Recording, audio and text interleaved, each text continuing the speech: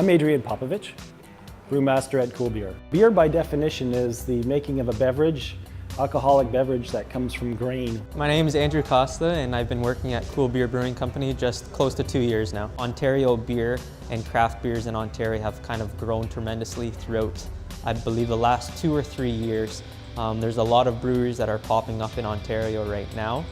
So I guess Cool Beer Brewery is kind of helping out our competition in a way, since we are kind of getting them on their feet and getting products to their consumers and whatnot. They pretty much hand over their recipes to us. We brew it, we ferment it, and we package it for them. So they have their sales team pushing their product.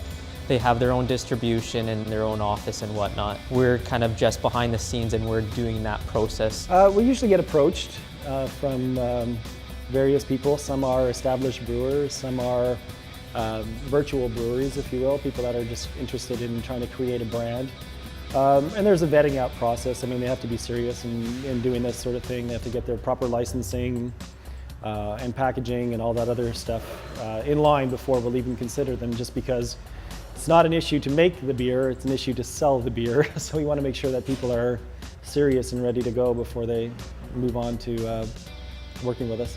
So there is no difference in how we approach, and we take the same care with any of our contract customers that we would on our own packaging. And that's what makes us, that's one of our strengths. And we have lab support to prove it to our customers. We have a lot of resources to show that what we can do. Early on, I think the brewery had decided that it was a viable approach to maintain all of the facilities by offering contract services. And it just sort of grew from that. But we have infrastructure in place that allows us to do that very well compared to anybody out there. I think if you look at pretty much any of the other breweries that are actually offering it, they don't have the broad scope of capabilities that we have at Cool. We don't have a budget like Molson's or Labatt's or Sleeman's or whatnot.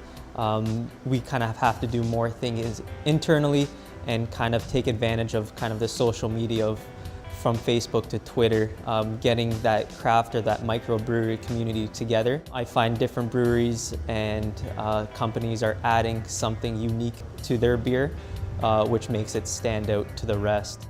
Our house brands are all lagers, and they vary from very crisp, clean, our flagship Cool, absolutely amazing beer. We also have a unique beer called Buzz, which is a hemp flavored beer. It's an amber lager, very crisp as well. And then also we make a light beer, 4% alcohol, 100% all malt, called Stonewall. There's various types of grains and hops that come into play, and it's the judicious choice of the malt, the barley, that comes into play to allow you to brew a beer to a specific style.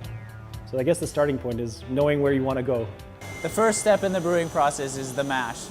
Behind me is the mash tun. This is where we're going to mix the grain and the water. By chemical reaction, the water is going to help convert the starch into sugar. We're going to transfer the mash over into our lauter tun, and we're going to drain all that sugar out of the grain. This right here is the lauter tun.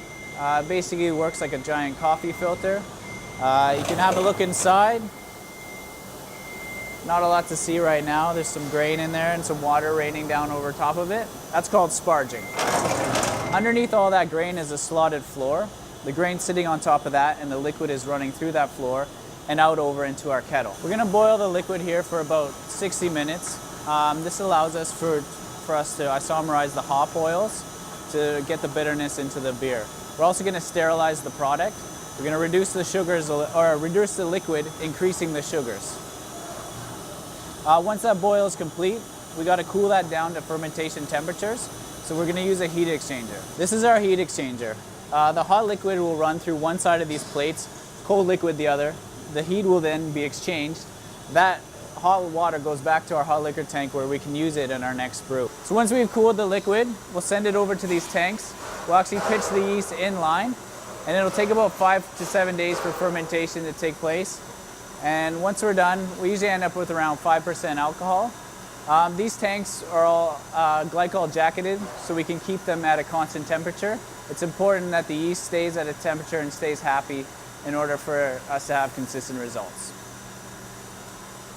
Once fermentation's done, we can either transfer to a conditioning tank and let it clear naturally, or we can filter it. So the cloudy beer then gets sent through this filter, goes in here through our medium, and what comes out is clear beer. A clear beer is going to be sent over to one of our bright tanks, where it's force carbonated and ready for packaging. When the beer is all carbonated and ready to go, we're either going to put it into kegs over here, or we got bottles over here and cans back there. The finished product is then wrapped and sent to one of our storage areas, or it goes directly out to the market. Ontario sells about 35% of all Canadian beer sales in Canada, so we are definitely the most popular province for craft beers and beers alone in Canada. It's going to keep increasing throughout the years. A lot of people are kind of hopping on to producing their own beers. You're going to see more microbreweries and craft breweries introduce new and different beers to the market.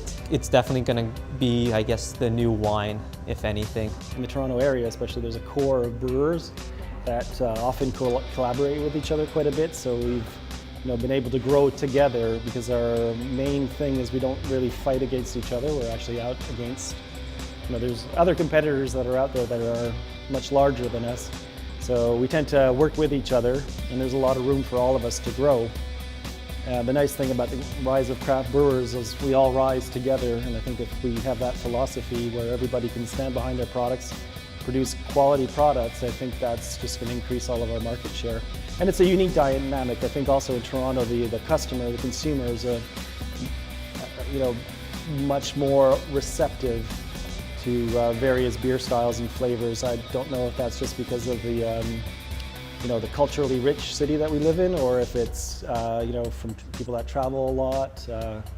Certainly, it's one of these causeways to North America, so I wouldn't be we have great food, all kinds of styles, so why not all kinds of styles of beer?